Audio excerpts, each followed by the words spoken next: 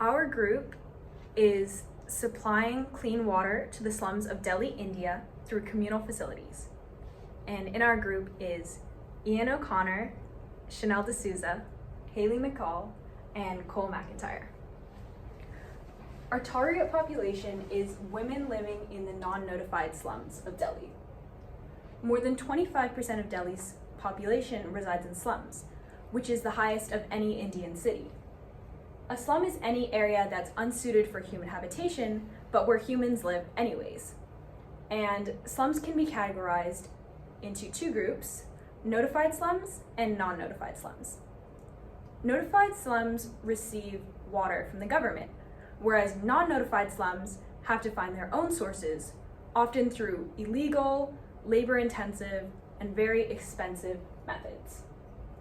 Over 1 million slum residents do not receive government assistance for water, and of these people, the main population responsible for attaining water is women.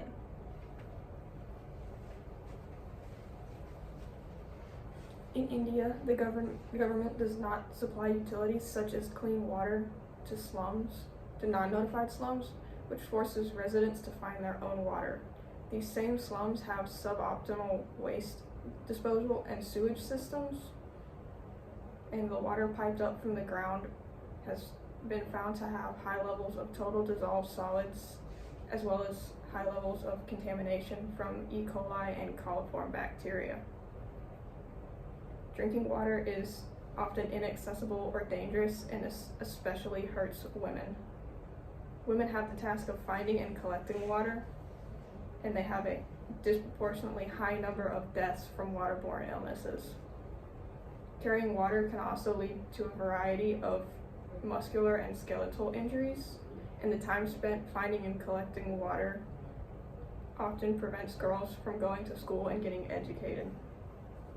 The lack of education keeps women at the bottom of the social hierarchy and further perpetuates the problems women face.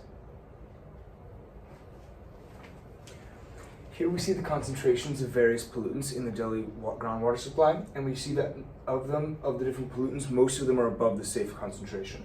In total dissolved solids, because the Delhi groundwater supply flows through sediment-based rather than solid rock deposits, the level of total dissolved solids is well above the safe levels. We also see dangerously high levels of chlorides and magnesium across most water supplies, and though the nitrate level on average is below the safe maximum, there are many outlying populations that have unsafe levels. We also see dangerous levels of both coliform bacteria and E. coli, which are major sources of waterborne illness in these populations.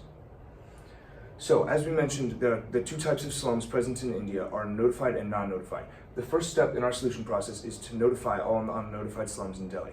This will force the government to provide groundwater supply to these communities, allowing them to have legal access to water rather than forcing them to undergo illegal and dangerous methods of acquiring water, such as illegally tapping government pipes or making long-distance commutes in order to acquire water. This will increase the access to water, decrease the load upon women of acquiring water, and increase overall water safety. Phase 2 and 3 involve various filtration technologies to improve the quality of water provided.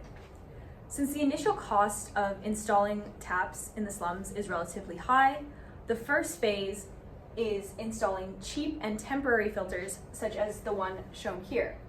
This is a gravity-based xylem filter, and the xylem acts as a natural sieve, so the bacteria and other pathogens get trapped on the top of the wood and the water flows through. This filter removes 99% of both E. coli and rotavirus and can be made from various tree types, making it cheap, accessible, and adjustable by geography. It needs to be replaced every 1 to 7 days, depending on water usage, which is inconvenient for communal sources, but keeps costs low for individual households. This is why we plan to use xylem filters as a permanent solution for smaller slum communities, but a temporary solution for larger slums, until the government can afford to install more permanent systems. Phase 3 is the installation of those permanent systems, capable of filtering a large volume of water with only occasional maintenance. We want to work towards installing long-term membrane filtration systems in all communal water sources. These systems physically remove 90 to 100% of pathogens and only need to be replaced biannually. Regardless of filter type, the installation of filters in water sources will greatly reduce the outbreak of disease in the slums.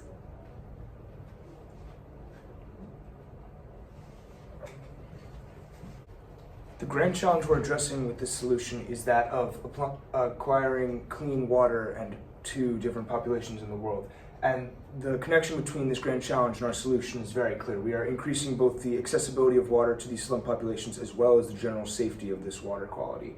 So through the notification and application of short-term and long-term filtration methods on the small and large scale to these different communities, this grand challenge will be greatly advanced in these communities in Delhi. Parts about the same. So being such a large scale problem and solution, there are some issues that come up, primarily monetary issues. Each of these advanced filtration systems can cost anywhere from under $100,000 to over $250,000. Seeing as there are millions of people living in the slums, that means that there might be hundreds of these filtration systems that need to be installed. And as you can probably tell, those costs would stack up very quickly, not to mention the labor that's required, the buildings that need to be made, the power that needs to be supplied, etc. Another issue comes from the Indian government. So the Indian government has a long history of shunning and disregarding people in the slums. So convincing them to take action and spend all this money on them might be a little difficult. Being such a large scale and thorough solution does come with benefits though. By putting so much money into it, money and time into it right now, we create a more permanent solution that will last for years to come. Also, fixing this problem sooner is much better than trying to just mitigate the problems. The sooner that Delhi slums improve and can advance, the sooner that the entire city of Delhi will prosper and improve. So here is a graph showing the population of Delhi slums since 1990, and as you can see, it has been steadily increasing since that year. Some of the next steps are creating water filtration plants similar to ones you might see in a more advanced country, and then running pipes to each individual family's houses so that they don't even have to leave their house to get water. This would further reduce the workload on women to go and get water, which saves them more time, allows them to get a better education, and also reduces the amount of physical labor they have to do, which is damaging to their muscles and skeletons. And that's our solution. Thank you.